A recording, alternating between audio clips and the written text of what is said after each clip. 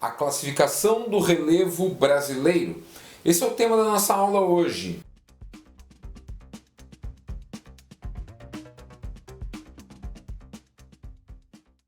E para a gente falar da classificação do relevo brasileiro, vamos primeiro lembrar aí de um ponto importante no relevo do Brasil, que é a nossa estrutura geológica. A estrutura geológica brasileira ela é formada principalmente por escudos cristalinos muito antigos, lá do pré-cambriano, formado por rochas magmáticas e metamórficas deste período, e bacias sedimentares. As nossas bacias sedimentares da era Paleozoica e da era Mesozoica principalmente, que vão ter aí a área de produção de carvão mineral na Paleozoica e de petróleo na Mesozoica. Nesse sentido, a nossa estrutura geológica é formada basicamente por essas duas grandes estruturas. A maior parte são bacias sedimentares, cerca de 64%, e o restante então de escudos cristalinos. Lembre também que alguns autores vão classificar o Brasil com esta área aqui, ó, da bacia sedimentar do Paraná, a bacia do Rio Paraná aqui no sul, né, no Planalto Meridional brasileiro, como uma área de derrame basáltico ou derrame de lava vulcânica no período da separação das placas, formando aquela estrutura. Tá? Se considerar isso, é mais ou menos 6% do território brasileiro, retira-se 6% da área de bacia sedimentar, como a gente já falou em aulas anteriores aí. Certo? Essa estrutura geológica vai dar origem a um relevo muito variado no Brasil. E para classificar esse relevo, historicamente, 3 autores aqui fizeram esta classificação. O primeiro deles, o Haroldo de Azevedo, lá no início do século XX, por volta da década de 1930, essa primeira classificação. Depois, o professor Aziz Nassib Absaber, já na década de 50, e mais tarde, bem mais tarde, na verdade, na década de 1980, nós vamos ter aí no finalzinho dela o professor Jurandir Ross fazendo a classificação mais atual e mais moderna que nós temos do relevo brasileiro. Veja só, vamos dar uma olhada nessas classificações. A primeira delas, do professor Haroldo de Azevedo,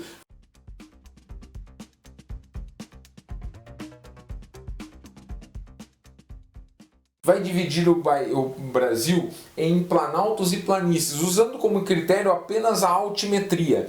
Então, para o professor Haroldo de Azevedo, o Brasil foi dividido por altimetria, sendo que até 200 metros de altitude nós tínhamos as planícies, e mais todo o relevo que tivesse acima de 200 metros de altitude era considerado planalto. Lembra que o critério é um critério simples, porém é o que se tinha na época para poder fazer essa classificação. Nós estamos falando aqui em 1920, 1930 para fazer essa classificação aqui, tá? Então, por isso, vai dividir o Brasil em 8 unidades de relevo, sendo 4 grandes planaltos e 4 planícies. As planícies amazônicas, costeira, planície do Pantanal e aqui a planície rio-grandense, não aparece nesse mapa, mas tem ali a planície rio-grandense, e as planaltos da Guiânia, Planalto Central, Planalto Atlântico e o Planalto Meridional brasileiro. Então, 8 unidades de relevo. É importante lembrar, o de Azevedo foi o primeiro a fazer essa classificação. Seguindo dele, chegamos ao professor Aziz Absaber, que faz uma outra classificação, e aí ele já leva como consideração processos geomorfológicos,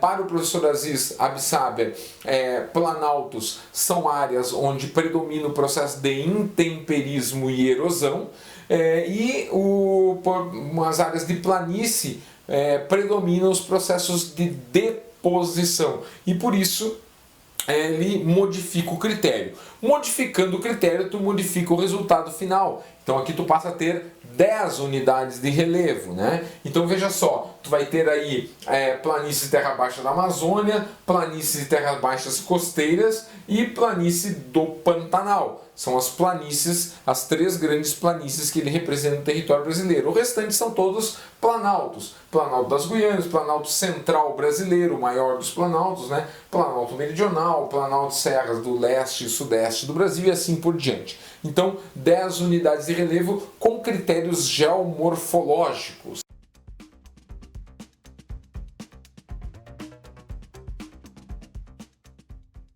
A classificação mais moderna que nós temos é do professor Haroldo de Azevedo, da década de 80, na verdade apresentada em 1989, aqui diz 90, mas enfim, vai nos trazer um módulo novo. Ele nos traz, além de planaltos e planícies, nos traz as depressões, mostrando que o Brasil como um todo ele é composto por 11 grandes planaltos, 11 grandes depressões e 6 grandes planícies. Então veja só, ele nos apresenta um modo de divisão diferente dos demais. É o mais complexo, é o mais completo. Então veja só, dá uma olhada nessa imagem aqui.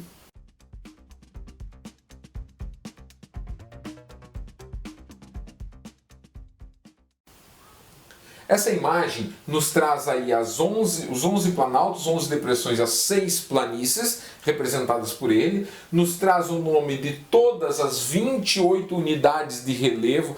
Ai, Bola, eu tenho que saber as 28. Cara, o ideal seria sim, mas ninguém vai decorar essas 28 para uma possibilidade de uma questão na tua prova de vestibular ou no teu Enem, tá? Então, a gente faz aí o estudo de algumas áreas que eu já vou mostrar para vocês. E aqui o critério, ó, processo de formação dominante, ou seja, qual foi o processo de formação lá, se é intemperismo e erosão, se é deposição, como é que aconteceu esse processo de sedimentação ou de intemperismo e erosão na área, o nível altimétrico, ele também trabalha com nível altimétrico, ele faz um balanço entre as duas, e a base geomorfológica e estrutura do terreno. Então, qual foi a estrutura morfológica, né? A estrutura geológica que forma aquele relevo. Então, nesse sentido, ele faz aí uma análise geral do tema.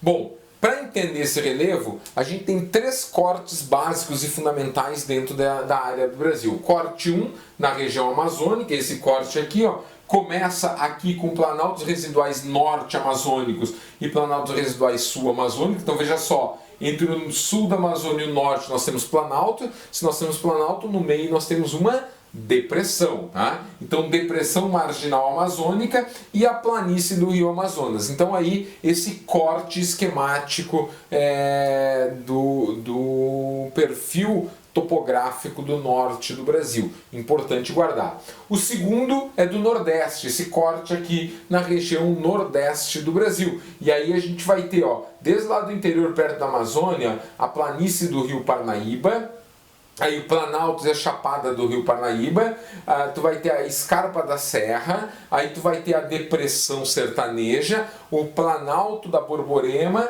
e os tabuleiros litorâneos do Nordeste, tá? Então aqui um corte também bastante importante, esse corte seguido aparece em prova aí nos vestibulares, principalmente para questionar aí o Planalto da Borborema. Lembra que ele é a retenção das chuvas litorâneas que faz com que o sertão nordestino, ali, a depressão sertaneja, faz com que a depressão sertaneja seja uma área mais seca do nosso território. E finalmente o 3, que corta do litoral de São Paulo até o Pantanal Mato-Grossense e vai nos mostrar desde o litoral aqui o Planalto e Serras do Atlântico, depois tu vai ter a depressão periférica da borda leste, que vai sair lá do sudeste, chega até o sul do país, passando por Santa Catarina, do Paraná. Aí tu vai ter o Planalto e as Chapadas da Bacia do Paraná, nessa área aqui, ó, então onde tem o Rio Paraná, e tu vai ter a planície do Pantanal do outro lado. Então 3 perfis bem importantes aí para a gente estudar. 2 questões sobre o tema agora, sobre a classificação do relevo brasileiro. Essa primeira aqui da Universidade Federal de Santa Catarina.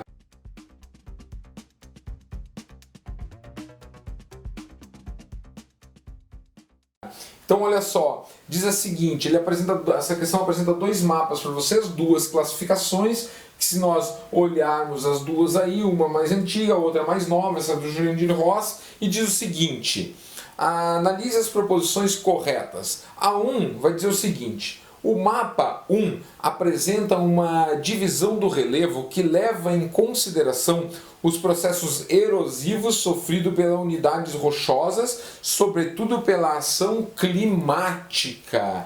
Então, ó, a número 1, esse mapa, os processos erosivos, né? Que é o mapa aí representado do professor Aziz Absaber, está aqui embaixo o nome dele, né? Então, sim, essa é a divisão. Veja uma coisa interessante, apesar de a divisão aparecer com o nome dele aqui, ó, se você olhar o mapa não representa o mapa do Aziz Absaber, e sim o mapa do Jurandir Ross. Foi um questionamento que você fez na prova, tá? Se você olhar esse mapa divide, a divisão dele, foi um erro do vestibular, é a divisão do Haroldo de Azevedo, e o mapa apresenta o nome do Aziz Absaber. Esse aqui está certo, do Jurandir Ross, o mapa está correta a alternativa, tá?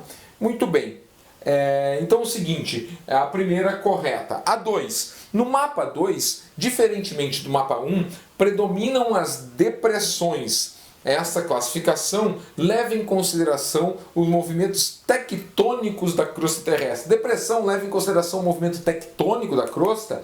Não, né? Equivocada, não tem nada a ver. E as depressões têm um número, nessa segunda classificação, igual ao número de planaltos, 11 em cada um. Tá? 4. A compreensão do relevo é fundamental para que se possa avaliar o potencial energético de um país. O relevo tem a ver com produção de energia?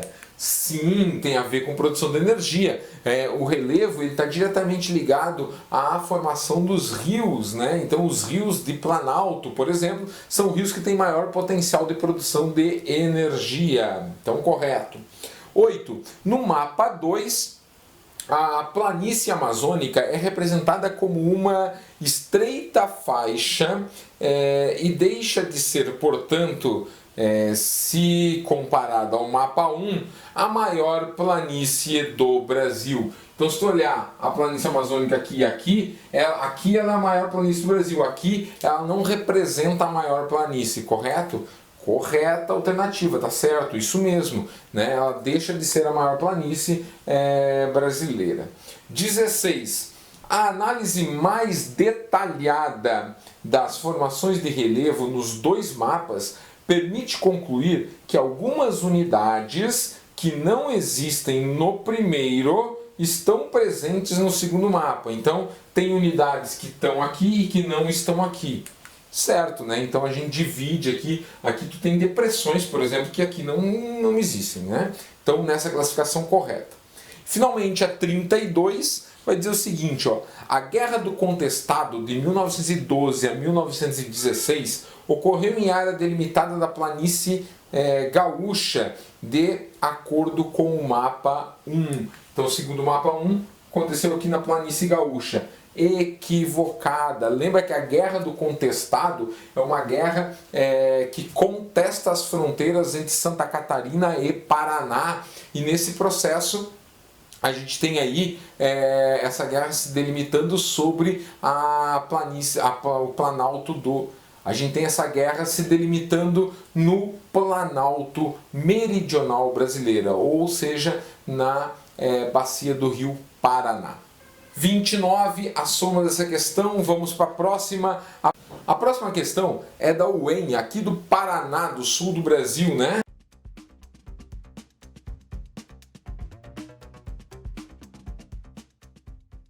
Então assinale o que for correto sobre o relevo e sua dinâmica no território brasileiro. Vamos lá. A número 1 diz o seguinte: a classificação mais recente do relevo brasileiro foi baseada em grandes unidades ou compartimentos, dividindo-se em 3 tipos: planaltos, planícies e depressões. Certo?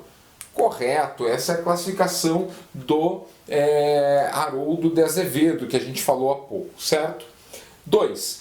Ao longo do território brasileiro não são encontrados cadeias montanhosas formadas por dobramentos modernos, pois o país se encontra no meio da placa sul-americana.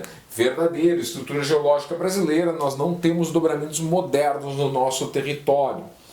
4. Os fatores climáticos atuais não interferem na dinâmica do modelado do relevo brasileiro. Já pode parar de ler a alternativa aí? Gente, quando que a condição climática não altera relevo? Ela sempre altera relevo, tá? Então é equivocada. O relevo está diretamente ligado a condições climáticas, sim. 8. As frentes e de cuestas são feições de relevo que ocorrem devido à erosão diferencial e são características de diversas áreas do Brasil. Sim, cuestas são áreas de frente de áreas devastadas pela erosão. Então essas estruturas, cuestas ou escarpas, a gente vê nessas áreas de intenso processo erosivo. Correto. E finalmente a 16, ao longo do litoral brasileiro sucedem-se paisagens muito diferenciadas. Correto. No litoral nordestino destacam-se as formações arenosas dispostas paralelamente à linha de maré. São conhecidas enseadas que, em alguns trechos, circundam as escarpas da Serra do Mar. Cara, aqui a gente está falando duas coisas diferentes. Primeiro, as enseadas e a escarpa do mar são características de áreas do sudeste e do sul do Brasil, de parte do sul do Brasil, tá? E não no nordeste, por isso equivocada a 16. Veja bem, a soma dessa questão dá 11, é o que você colocaria no seu gabarito. Fechou? Obrigado pela sua atenção, até a próxima aula. Tchau!